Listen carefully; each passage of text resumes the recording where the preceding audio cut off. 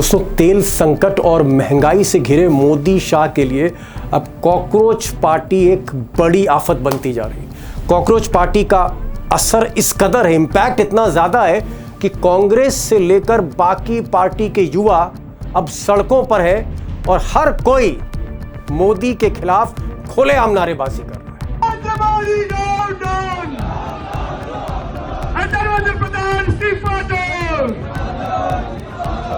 और हर युवा, चाहे वो कांग्रेस पार्टी से हो या समाजवादी पार्टी से हो या किसी और पार्टी से हो या किसी भी पार्टी से ना हो, एक ही मांग है, वन पॉइंट प्रोग्राम है कि देश के शिक्षा मंत्री धर्मेंद्र प्रधान इस्तीफा दें। और अंदर की खबर ये आ रही है कि अगर ये जेन जी का आंदोलन, यानी 16-17 साल से लेकर 29-30 साल के बच्चे युवा अगर ये आंदोलन तेज करते हैं, हर तरफ सड़कों पर दिखते हैं, तो बहुत जिम्मेदारी के साथ कह रहा हूं कि धर्मेंद्र प्रधान को जाना ही पड़ेगा। उनकी कुर्सी जाएगी, क्योंकि नरेंद्र मोदी के पास फिर और कोई विकल्प नहीं है। उधर राहुल गांधी ने अपना फोकस एकदम से बदला है। नीट पेपर जो लीक हुए हैं या फिर सीबीएसई के जो इम्तिहान हुए, उसमें जो घपला सामने आया है, लाखों लाख बच्चे हैं, उनका भविष्य अंधकार में पड़ा है, इसको एक मुद्दा बना दिया है। और राहुल गांधी का मुद्दा बनते ही कांग्रेस के तमाम संगठन के युवा कार्यकर्ता, चाहे वो एनएसयूआई हो, यूथ कांग्रेस हो, सब के सब रातों रात सड़कों पर आ गए। अब कांग्रेस ही नहीं, बाकी पार्टियां भी जो है आंदोलन कर रही हैं। उड़ीसा में आंदोलन देखा गया है, उत्तराखंड में, हिमाचल में और भी कई प्रदेशों में बच्चे युवा चौराहों पर, सड़कों पर प्रदर्शन कर रहे हैं, विरोध कर रहे हैं। उधर कॉकरोच जनता पार्टी यानी सीजेपी का जो एक्स पर यानी ट्विटर पर जो अकाउंट था, उसको ब्लॉक कर दिया है सरकार की सिफारिश पर, गृह मंत्रालय की रिपोर्ट पर। उसको लेकर जो इस पार्टी के स्थापक हैं, फाउंडर मेंबर हैं अभिजीत दीप के, ये दिल्ली हाई कोर्ट गए हैं। लेकिन सीजेपी के एक दूसरे अकाउंट से, ट्विटर अकाउंट से आज बेरोज़गारी के साथ एक नया मुद्दा जोड़ दिया गया है, वो महंगाई का मुद्दा। यानी कहीं ना कहीं महंगाई, पेपर लीक के अलावा अब युवा महंगाई की भी बात कर रहे हैं। देखिए, सीजेपी यानी कॉकरोच जनता पार्टी के एक दूसरे अकाउंट से, जिसके भी कई फॉलोअर्स हैं, एक नया मैसेज देने की कोशिश की है। सिर्फ एक ही चीज बोल जा रखा मोदी ने, हिंदू मुसलमान बस। महंगाई कहाँ जा रही है उसे कोई मतलब नहीं है। मस्तरा मस्ती में आग लगा बस्ती में। उधर नरेंद्र मोदी और अमित शाह की स्ट्रैटेजी है कि कॉकरोच जनता पार्टी पे किसी मंत्री को रिएक्ट नहीं करना। इस पर मैं आगे बात करूंगा। लेकिन पार्टी जो है अपने प्रवक्ताओं को बोलने दे रही है, और कुछ लोग ऐसे भी हैं किराए के, जिनको लिया गया है, नामी गिरामी चीज़ है, उनसे भी कहा गया है कि आप कॉकरोच पार्टी को हिट करिए। और उसमें सबसे ज़्यादा जो वीडियो वायरल हो रहा है वो कुमार विश्वास का हो रहा है, जो एक तरह से बीजेपी की तरफ से बैटिंग कर रहे हैं। सुनिए, विश्वास साहब को भी सुनिए। तो अगर कॉकरोच का निर्माण हुआ है तो इस देश में हिट भी बने हैं, और बहुत सारे हिट इस समय जागृत हैं, और हिट लगातार कार्यक्रम में हो, चाहे बंगाल में हो, चाहे पंजाब की तरफ। उधर सबसे चौंकाने वाला जो स्टैंड दिखा दोस्तों आज, वो सुप्रीम कोर्ट के चीफ जस्टिस सूर्यकांत जी का दिखा। चीफ जस्टिस साहब, जिनकी वजह से कॉकरोच पार्टी की स्थापना हो गई, आज एक मामले की सुनवाई में उन्होंने कहा कि नहीं, मैं कॉकरोच जनता पार्टी के खिलाफ कोई सीबीआई जांच में इंटरेस्टेड नहीं हूं, और ये एक इमोशनल इशू, इसको मत बनाइए। ये एक तरह का एक्सप्रेशन था यूथ का जो परेशान है, बेहाल है, इसको बहुत तरजीह मत दीजिए। यानी सुप्रीम कोर्ट कहीं ना कहीं उसको भी लग रहा है कि जिस तरह से जेनजी एक सैलाब इसका सामने दिख रहा है, प्रोटेस्ट करता हुआ, विरोध करता हुआ, हालांकि फोकस सरकार के खिलाफ है, लेकिन उसको लगता है कि कहीं न्यायपालिका भी इसके चपेट में ना जाए। तो चीफ जस्टिस, जिन्होंने सबसे पहले कॉकरोच बोला था, आज वो कॉकरोच पर नरम पड़ गए। अब दोस्तों, जो बड़ा सवाल है कि कॉकरोच जनता पार्टी या जेनजी यानी जो 17-18 बरस से लेकर 29-30 बरस के जो बच्चे हैं, ये क्यों आक्रोशित हैं, गुस्सा क्यों है, और आप कह सकते हैं पूरे देश भर में हर जगह इनका गुस्सा दिख रहा है। उससे मोदी और शाह इतना घबराए क्यों हैं, बेचैन क्यों हैं, और लगातार मीटिंग पर मीटिंग क्यों हो रही है दिल्ली में? क्यों मीटिंग पर मीटिंग हो रही है, जिसमें ऐसा कहा जा रहा है अजीत डोभाल जो नेशनल सिक्योरिटी एडवाइज़र है उनकी भी राय ली जा रही है, कुछ और ब्यूरोक्रेट्स की भी राय ली जा रही है। ऐसा क्यों हो रहा है, इसके पीछे कारण क्या है? मैंने आज अभिषेक कुमार से कहा, यंग जर्नलिस्ट हैं, और मैंने उनसे पूछा कि आप क्योंकि वॉच कर रहे थे, कारण क्या है, इतनी घबराहट क्यों गुजरात लॉबी में, मिस्टर मोदी में, मिस्टर शाह में? सबसे पहला सवाल अभिषेक ये है कि क्या नरेंद्र मोदी और अमित शाह, या बीजेपी की जो टॉप लीडरशिप है, अभी कोई प्रतिक्रिया नहीं दी है, लेकिन मुझे सूचना इस तरह की मिल रही है कि पिछले 24 घंटे से 48 घंटे से मीटिंग पर मीटिंग हो रही है।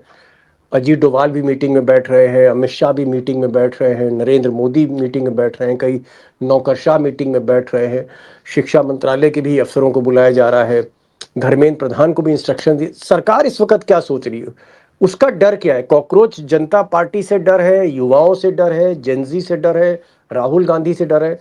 इस वक्त सरकार के भीतर क्या पक रहा है? दीपक जी, आपकी सूचना बिल्कुल सही है। बैठकों का सिलसिला लगातार जारी है और इन बैठकों के पीछे सरकार की बेचैनी है, चिंता है कि जो रीजनल लेवल पे खुदरा प्रोटेस्ट होते हुए दिखाई दे रहे हैं, छिटपुट लेवल पे, चाहे आप लद्दाख की बात करें, चाहे तेलंगाना की बात करें, या कुछ छोटे छोटे जगहों की बात करें, जहां अपने अपने मुद्दों को लेकर नौजवान सड़क पर आ रहे हैं, और वो मुद्दे कहीं पेपर लीक के भी हो सकते हैं, कहीं यहां तक कि किसान आंदोलन में भी भागीदारी है, पर्यावरण के आंदोलन में नौजवानों की भागीदारी है। उड़ीसा में मैं देख रहा था कि बीजू जनता जी वहां पर महंगाई को लेकर है, युवा कर रहे हैं। जी, वही कह रहे हैं कि महंगाई का मुद्दा हो या कोई मुद्दा हो, पर्यावरण हो, नौजवानों का मुद्दा, छात्रों का मुद्दा, किसानों का मुद्दा तक, अलग अलग जगह अलग अलग स्वरूप में जो प्रोटेस्ट हो रहे हैं, उसमें जेनजी की भागीदारी दिख रही है। और जेनजी की इस भागीदारी के दौर में सरकार को दिख रहा है कि बोस्टन में बैठा हुआ एक नौजवान सोशल मीडिया पर कोई प्रयोग करता है जिसे कोई जानता पहचानता तक नहीं है। उस कॉकरोच जनता पार्टी के प्रयोग को 2 करोड़ से ज्यादा भारतीय का समर्थन मिल जाता है इंस्टाग्राम पर। जी, तो ये सरकार की बेचैनी है कि कहीं ना कहीं ये एक बड़े आंदोलन का रूप ना ले ले, कहीं ना कहीं सरकार के खिलाफ एक बहुत बड़ा मूवमेंट खड़ा ना हो जाए। इसको लेकर बैठकों का सिलसिला चल रहा है। एक चीज और मैं यहाँ पर कहूंगा, जैसे पेपर लीक हुआ, नीट का पेपर लीक हुआ, फिर सीबीएसई में जहां पर तमाम हमारे युवा छात्र जो हैं वो इम्तिहान देते हैं, वहां पर गड़बड़ी है, और भी कई गड़बड़ियां हैं। धर्मेंद्र प्रधान जो शिक्षा मंत्री हैं, राहुल गांधी से लेकर कई विपक्षी पार्टी, और यही इशारा हमको कॉकरोच पार्टी से भी मिल रहा है कि भाई धर्मेंद्र प्रधान को कुर्सी से हटाओ। क्या आपको लग रहा है कि जो रिशफल होने जा रहा है, आज नहीं, कल नहीं, परसों, क्या आपको लग रहा है कि नरेंद्र मोदी, ये जो प्रेशर उनके ऊपर आ रहा है, धर्मेंद्र प्रधान का विकेट गिरा सकते हैं? देखिए, नरेंद्र मोदी धर्मेंद्र प्रधान का विकेट गिराएंगे या नहीं गिराएंगे, इस पर पक्के तौर पर तो कुछ नहीं कह सकते, लेकिन इतना जरूर है कि जब सत्ता विरोधी रुझान शुरू होता है, कभी भी किसी भी दौर में आप देखे होंगे, इसी तरह से शुरू होता है, किसी एक मंत्री के खिलाफ या 2 मंत्री के खिलाफ। यूपीए के दौर में ए राजा और सुरेश कलमाडी से शुरू हुआ, आज ये धर्मेंद्र प्रधान को मुद्दा बनाकर शुरू हो रहा है। तो धर्मेंद्र प्रधान का इस्तीफा दिला करके यदि इस मुद्दे को न्यूट्रलाइज करने की कोशिश होती है, तो मुद्दा न्यूट्रलाइज हो या ना हो, इसके विभाग बदल दे उनका, दोनों पक्ष इसके संभव है। या तो ये आंदोलन और तेज हो जाए, ये इसे अपनी पहली जीत के तौर पर देखें जैसे यूपीए के टाइम में हुआ, या फिर ये मुद्दा दब जाए और धर्मेंद्र प्रधान को बनाए रखते हैं, तो फिर इस आंदोलन का बढ़ना तो एक ही रास्ता है कि वो तय है, क्योंकि नौजवान संगठित होंगे धीरे धीरे, जो अलग अलग जगह पे है। सोशल मीडिया के जमाने में संगठित करने में बहुत मुश्किल नहीं आनी है। जी, एक चीज मैं और जानना चाह रहा हूँ कि जैसे नरेंद्र मोदी, आप कह रहे हैं नरेंद्र मोदी की मीटिंग्स हो रही हैं अमित शाह के साथ। भाई, अमित शाह गृह मंत्रालय है, पूरा आंतरिक सुरक्षा, देश के हालात सब उन्हीं के अंडर में है। अजीत डोभाल वो भी बैठ रहे हैं, national security advisor, intelligence bureau एजेंसियों के भी लोग बैठ रहे हैं। तो इनका फोकस क्या, मोदी सरकार का फोकस क्या है? क्या कॉकरोच जनता पार्टी को खत्म कर देना, या फिर ये चाहते हैं कि कॉकरोच जनता पार्टी की तरह कोई दूसरा मूवमेंट जेन जी का खड़ा ना हो जाए, जहां 17 साल से लेकर 28-29 साल के बच्चे, युवा सड़कों पर आ जाए? इनकी इस वक्त इनका फोकस क्या है? क्या इनका फोकस कॉकरोच पार्टी है, या इनका फोकस यूथ है, बेरोजगार है, जेनजी है? दीपक जी, देखिए, कॉकरोच जनता पार्टी या इसका जो प्रयोग सोशल मीडिया में आप देख रहे हैं, ये कोई हार्दिक पटेल का प्रयोग नहीं है। ये प्रयोग मुद्दा आधारित प्रयोग है और ये प्रयोग अभी सोशल मीडिया में दिखाई दे रहा है। और सरकार के लिए कॉकरोच जनता पार्टी कोई बहुत बड़ी चिंता का विषय नहीं है। सवाल यह है कि जब अभिजीत दीपके जो कॉकरोच जनता पार्टी के एक तरह से फाउंडर बताए जा रहे हैं, सोशल मीडिया पार्टी के, जिन्हें कोई जानता पहचानता तक नहीं है, उनके पीछे लोग खड़े हो जा रहे हैं, फिर ये जनता तो गुस्से में किसी के पीछे खड़ी हो जाएगी। मतलब ये चेन ऑफ इवेंट्स पर इनका ध्यान है कि इसके बाद की परिस्थितियों में कहीं राष्ट्रीय स्तर पर कोई दूसरा अरविंद केजरीवाल ना खड़ा हो जाए। ये दिक्कत इनके सामने है कि भाई ये मुद्दा धीरे धीरे जो सरकार के खिलाफ जो बैलून में जो हवा भर रही है वो कहीं बुरी तरह से ब्रस्ट ना करे, इसको लेकर के चिंतित है। ये अभिजीत आप कह रहे हैं कि जनता पार्टी को लेकर चिंतित नहीं है। अभिषेक, तो आपका कहने का यह मतलब है कि इशू कॉकरोच जनता पार्टी नहीं है, इशू यह है कि कहीं कॉकरोच जनता पार्टी की तरह ये जो आक्रोश दिखाई दे रहा है पूरे देश में, ये कहीं संगठित ना हो जाए, इसको कोई नेता ना मिल जाए, कोई अरविंद केजरीवाल टाइप का आदमी फिर से ना आ जाए और आम आदमी पार्टी की तरह कोई ऐसी युवा पार्टी या जेंजी पार्टी ना बना दी जाए, या जो नेपाल में जो वहां के प्रधानमंत्री हैं इस वक्त काफी युवा है, उस जैसा कोई आदमी लीड ना करे। ये डर है सरकार का? बिल्कुल, सरकार का असली डर तो यही है कि एक वैकल्पिक राजनीति की तरफ जनता चली ना जाए, जनता अपने से विकल्प ढूंढने की स्थिति में ना चली जाए। ये सरकार की असली चिंता है। क्योंकि एक बात तो तय है कि आप देख रहे हैं कि राहुल गांधी भी लगातार कह रहे हैं कि आर्थिक तूफान आने वाला है, और इस देश की जो आर्थिक स्थिति है उससे हम और आप सभी परिचित हैं। कोई ऐसा व्यक्ति नहीं है जो नहीं जानता हो कि इस देश को आखिर ट्रंप ने डेड इकोनॉमी क्यों कहा था, जिसमें कोई फिलहाल सुधार की गुंजाइश नहीं दिख रही। और जब सुधार की गुंजाइश नहीं दिख रही तो 140 करोड़ से ऊपर का देश है सर हमारा, और इसके अंदर जो आपकी नौजवान पीढ़ी है वो 50 करोड़ से ऊपर जाती है उसकी जनसंख्या।